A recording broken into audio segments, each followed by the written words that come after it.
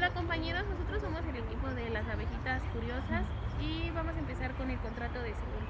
Aquí el contrato de seguro es aquel por virtud la empresa aseguradora se obliga mediante una prima a resarcir un daño o a pagar una suma de dinero al verificarse la eventualidad prevista en el contrato.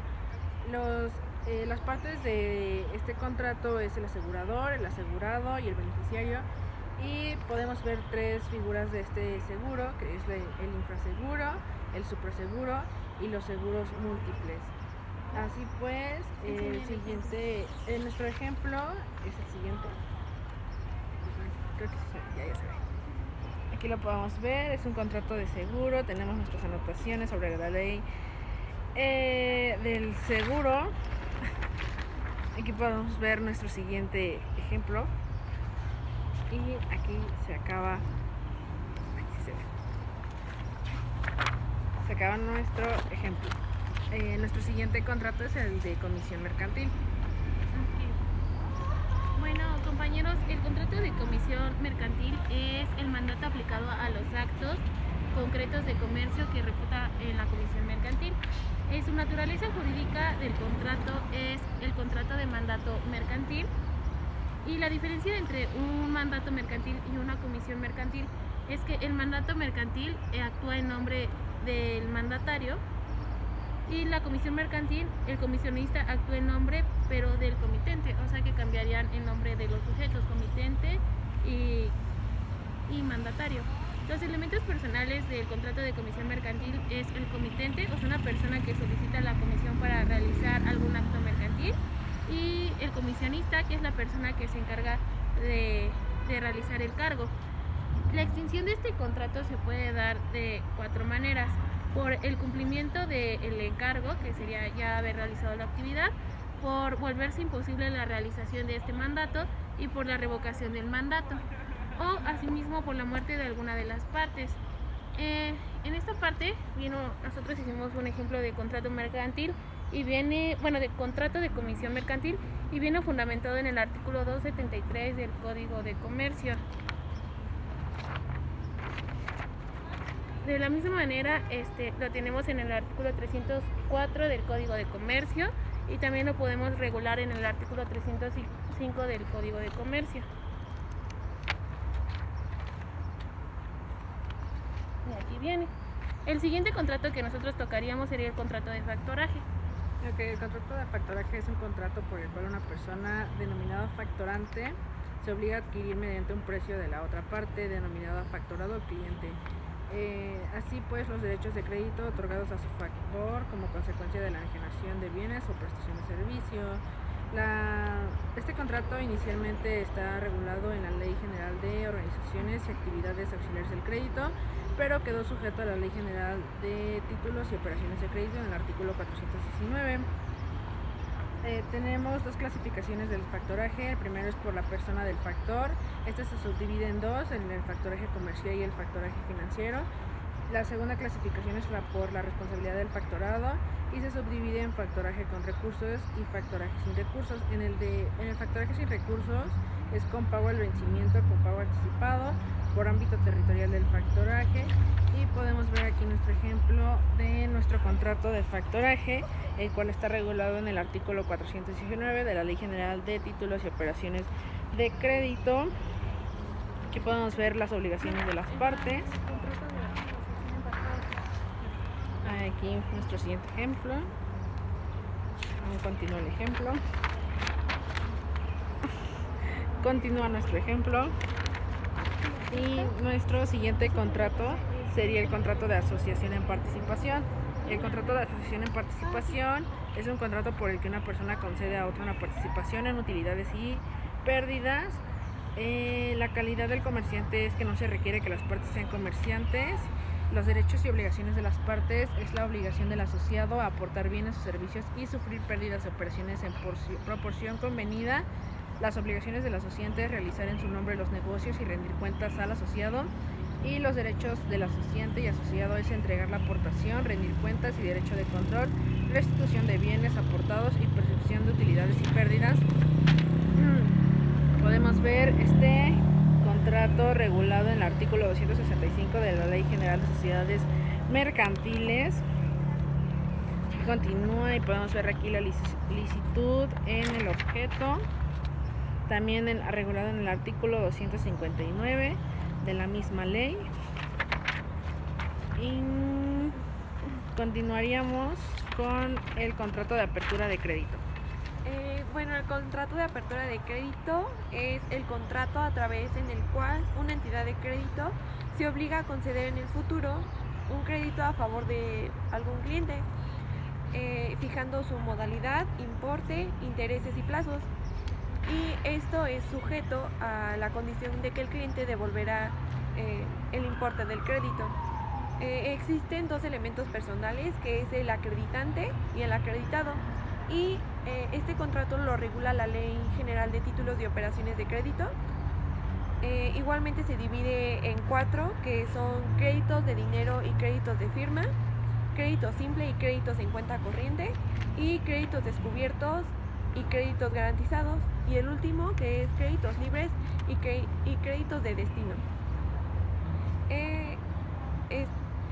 De acuerdo al artículo 297 de la Ley General de Títulos y Operaciones de Crédito, señala que el acreditado puede obligarse a otorgar títulos de crédito como letras de cambio, pagarés, y se extingue a través de haber puesto al acreditado de la totalidad de su importe, la expiración del término convenido, la denuncia de que el contrato se haga en términos del artículo citado que acabo de decir, el 294, y la falta o disminución de las garantías pactadas a cargo del acreditado, o la falta o disminución de las garantías pactadas del acreditado otra vez.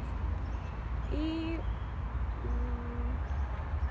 aquí está el ejemplo.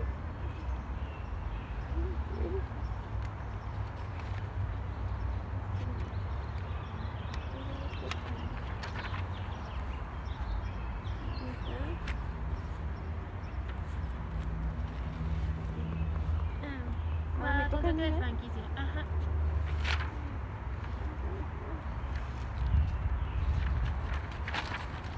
Y el siguiente contrato es el de franquicia, y es un contrato en el que el titular de dichos elementos de una propiedad industrial desea explotarlos conforme a ese sistema de comercialización. Su objeto es la distribución vertical de productos o servicios para su venta al público. Y existen 4 clases de franquicias.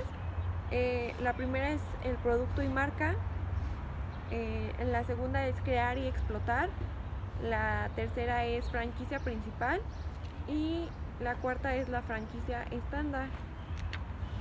Sus elementos personales son el franquiciante y el franquiciatario, y sus derechos y obligaciones del franquiciante es la persona que otorga la franquicia y autoriza a otra persona a comercializar los bienes o servicios conforme al sistema comercializado.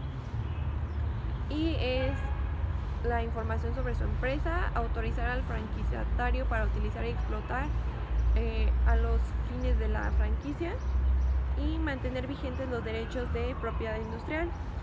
Y los derechos y obligaciones del franquiciatario es establecer y mantener en funcionamiento el establecimiento conforme a los manuales, llevar a cabo las modificaciones o mejoras en el establecimiento, conservar las políticas de venta y promociones, y utilizar las instalaciones del establecimiento únicamente para la franquicia.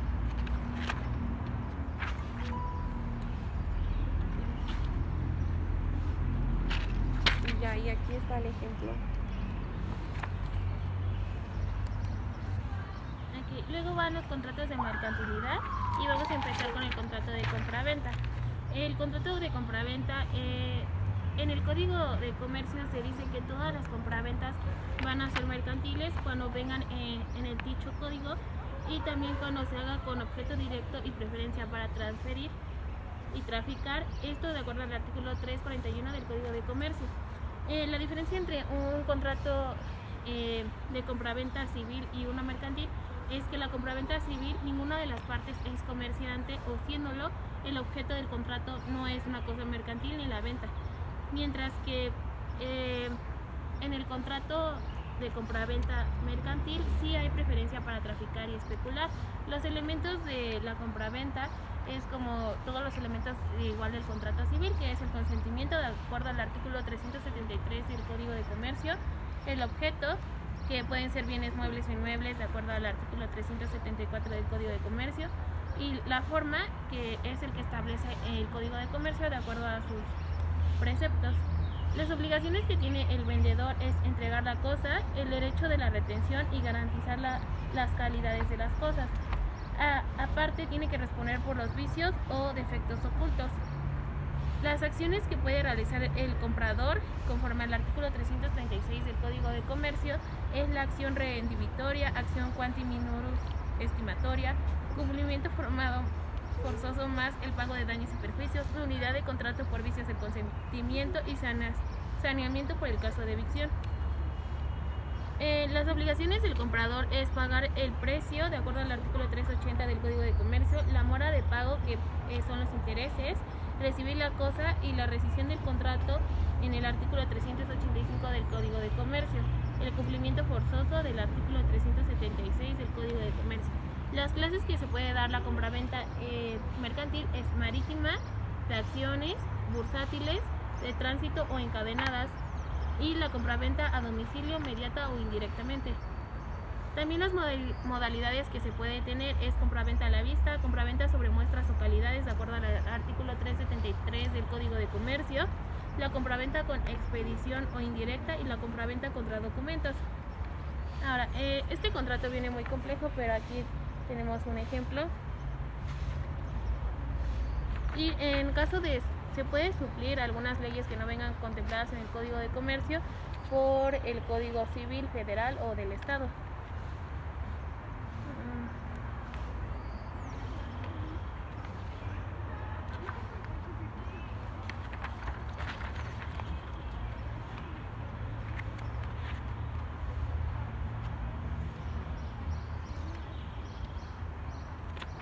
Okay.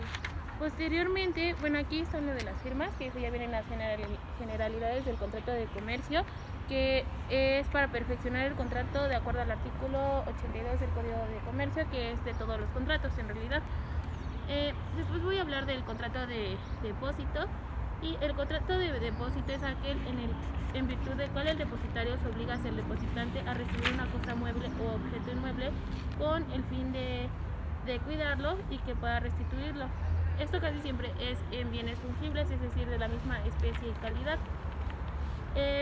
La diferencia respecto al depósito civil es que el depósito mercantil se considera cuando son depositadas cosas que sean objetos de comercio. Estas pueden ser dinero o pueden ser mercancías, o igual pueden ser de especie bancaria.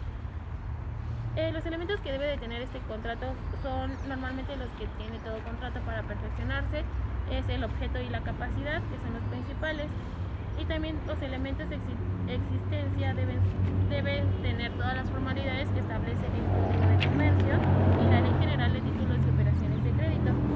Las partes de este contrato es el depositario y el depositante. Y aquí viene un ejemplo.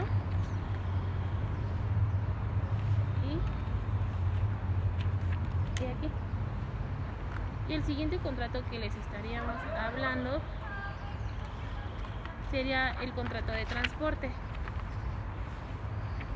El contrato de transporte es aquel en virtud de que una persona llamada porteador, transportista y transportador u operador se obliga a cargo del remitente a expender o embarcar mediante el pago de una suma de dinero dominada el flete o la parte para trasladar sobre tierra, agua, aire o por dos o más de estos. Esto se regula en el artículo de Código de Comercio, en su artículo 75, en la fracción número 8, donde dice que son actos de comercio de empresas de transporte, y el artículo 578 igual del Código de Comercio. Esta se clasifica en transporte aéreo, transporte combinado, transporte de carga general, transporte de carga especializado, transporte de línea regular, transporte de volumen, transporte fluvial, transporte marítimo, transporte multimodal, transporte no regular y transporte simple y transporte terrestre. Las partes de este contrato serían el cargador y el porteador. De esta misma manera, el consignador, que es aquel que se encarga de recibir las mercancías entregadas. Y finalmente, en la mercantilidad el Código de Comercio califica mercantil el contrato de transporte cuando el cuyo objeto sea el transporte de mercancías o objeto igual que sean para la venta o especulación.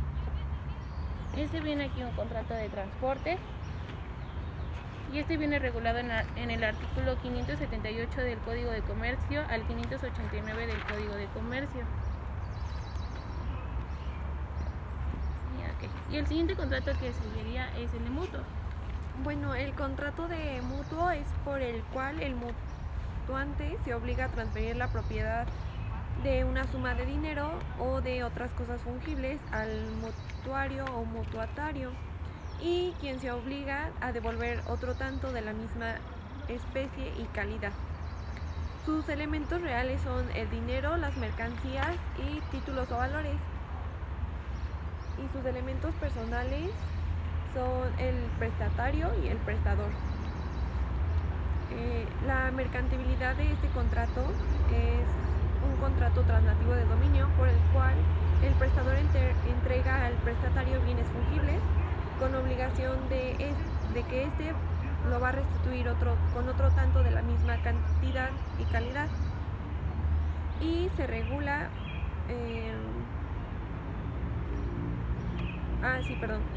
está regulado en los artículos 358 a 364 del Código de Comercio.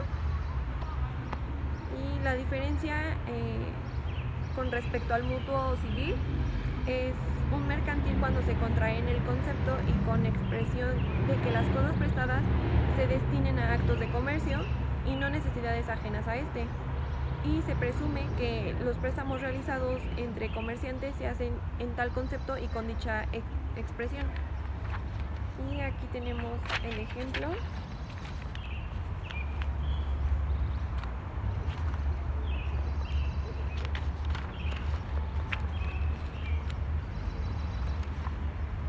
Luego sigue el contrato de comodato. Y el contrato de comodato es el contrato por el cual una persona llamada comodante se obliga a conceder gratuitamente el uso de una cosa no fungible, es decir, un bien no restituible, y a otra persona llamada comodatario, que a su vez obliga a restituirle individualmente. La diferencia con un contrato civil es el mismo que hemos visto, que si es objeto típicamente mercantil, se considerará que es mercantil en vez de civil. Para los elementos de validez y de existencia son los mismos que tenemos, principalmente el consentimiento por las dos partes y el objeto jurídico, que es transmitir el uso de la cosa dada y la devolución en su momento. El objeto material, como se trata de bienes no fungibles, podrían ser bienes fungibles si no se consumen y se deben restituir individualmente. Dice que cuando el préstamo tuviera cosas consumibles, solo será comodato si ellas fuese como no fungibles, es decir, que puedan ser restituidas idénticamente. Las obligaciones y derechos que tiene el comodante es conceder el uso al comodatario, entregar la cosa, reembolsar gastos extraordinarios y urgentes y responder por defectos de la cosa. Y del comodatario es conservar el bien suyo y hacerse responsable del deterioro que pueda tener, responder patrimonialmente ante la pérdida del bien, y si no hay fecha de devolución, el comodatario deberá devolver la cosa prestada al momento de que el comodante lo solicite por una de la misma especie y calidad.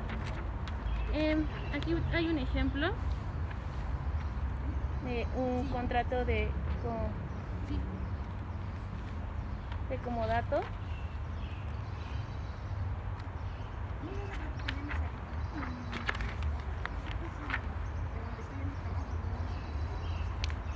Igual viene una cláusula que dice conservación del inmueble para que sea restituido de la misma manera, calidad y especie.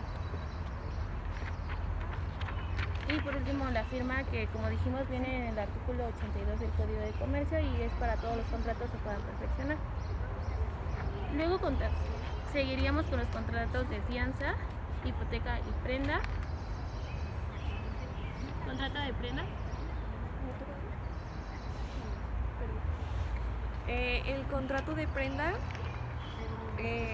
es un derecho real constituido sobre un bien mueble enajenable para garantizar el cumplimiento de una obligación y preferencia de pago. Bueno, en el pago, ajá. Lo regulan el Código de Comercio. No lo regula, ya que los artículos 605 y los siguientes de este ordenamiento que se referían a la prenda mercantil fueron derogados. Sus elementos reales se constituyen por cualquier clase de derechos, bienes inmuebles, tanto presentes como frutos pendientes, bienes específicamente determinados o genéricos, fungibles o no fungibles, y los formales, que son los bienes o títulos al portador, títulos nominarios, créditos, títulos representativos de mercancías y bono de prenda. La clasificación de la prenda es prenda regular, que se constituye sobre bienes cuya propiedad conserva el deudor prendario. Prenda irregular, que esta prenda irregular existe cuando el garante entrega al acreedor bienes genéricos o fungibles. Prenda con entrega u ordinaria, que es la prenda que se constituye sobre cualquier clase de bienes muebles o derechos, y la prenda sin transmisión de posesión, que se trata de la prenda constituida en créditos refraccionarios. Y aquí está el ejemplo.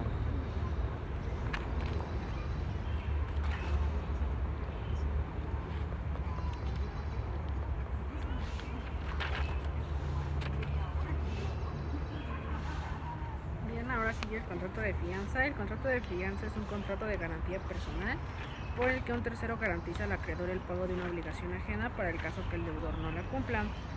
Las obligaciones del fiador es garantizar el pago de la totalidad o parte de la deuda, expedir la póliza, hacer conocimiento del fiado la reclamación de la obligación garantizada, pagar al acreedor una suma garantizada en la póliza de fianza, pagar la indemnización por mora y responder de daños y perjuicios por violaciones al establecimiento.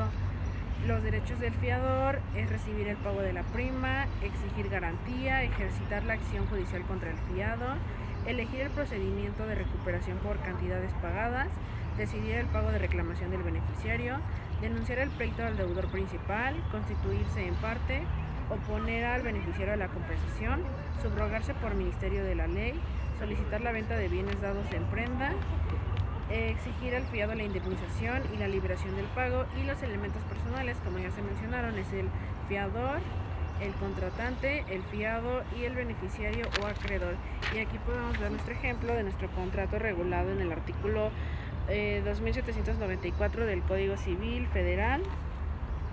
El siguiente contrato que sigue es el contrato de hipoteca. El contrato de hipoteca es una garantía real constituida sobre bienes determinados que no se entregan al acreedor y dan derecho a este.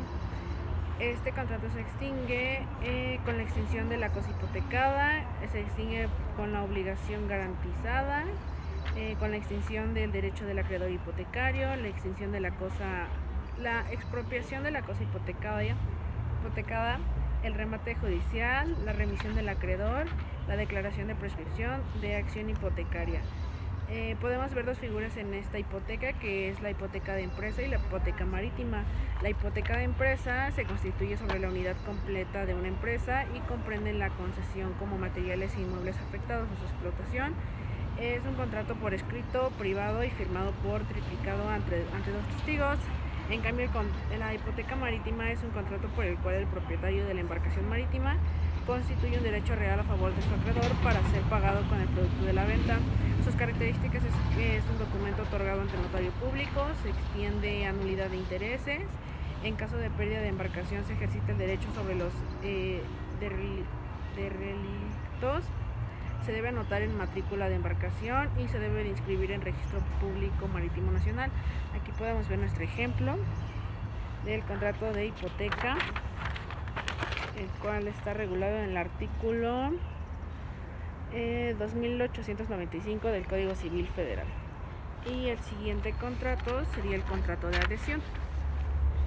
Bueno, el contrato de adhesión es un contrato elaborado por el proveedor para establecer en formatos uniformes los términos y condiciones aplicables a la adquisición de un producto o la prestación de un servicio. Aún dicho cuando ese documento no contenga todas las cláusulas ordinarias de un contrato, y se regula en el artículo 85 de la Ley Federal de Protección al Consumidor.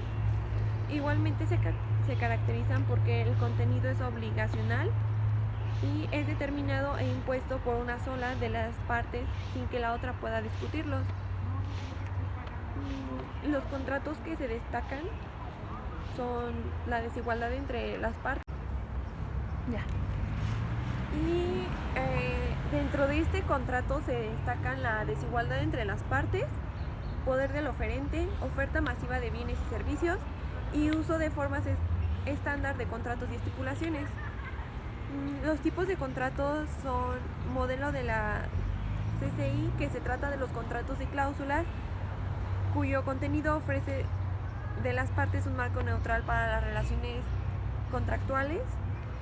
Formularios de la Profeco, que la Ley Federal de Protección al Consumidor autoriza establecer los términos y condiciones a que deberá ajustarse los modelos de contratos de adhesión que requieran inscripción en los términos de dicha ley, y la aprobación administrativa de algunos contratos mercantiles.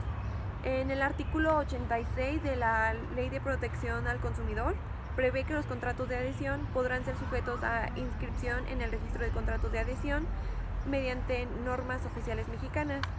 Y aquí podemos observar pues nuestro ejemplo.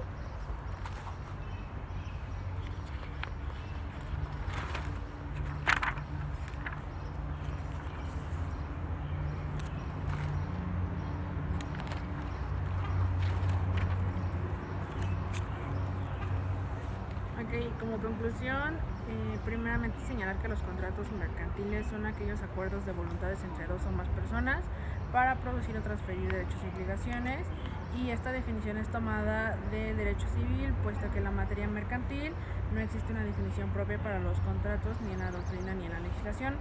En ocasiones los sujetos de las relaciones jurídicas que realizan actos de comercio entran en duda o conflicto respecto a la naturaleza del contrato que están por celebrar o han celebrado, es decir, desconocen si el contrato se reputa civil o mercantil. Por lo tanto, los contratos mercantiles pueden ser celebrados por aquellas personas físicas y morales con capacidad legal y de ejercicio, y también que están estipulados que pueden ser comerciantes de acuerdo al Código de Comercio en sus primeros artículos. Además dice que los contratos mercantiles son aquellos que se celebran bajo objetos de naturaleza mercantil para que se puedan diferenciar de la naturaleza civil. Los contratos mercantiles se encuentran regulados mayormente por el Código de Comercio y las demás leyes mercantiles. A falta de esto se puede suplir con el Código Civil del Estado, por ejemplo, de México, aquí en nuestro estado, o en materia federal. De acuerdo con el Código de Comercios, los actos mercantiles les serán aplicables las disposiciones del derecho civil respecto a la capacidad de los contratantes y de las excepciones y causas que rescinden o validen o invaliden los contratos. Entonces, eso sería todo por nuestra parte, compañeros. Gracias. Hasta luego, bye.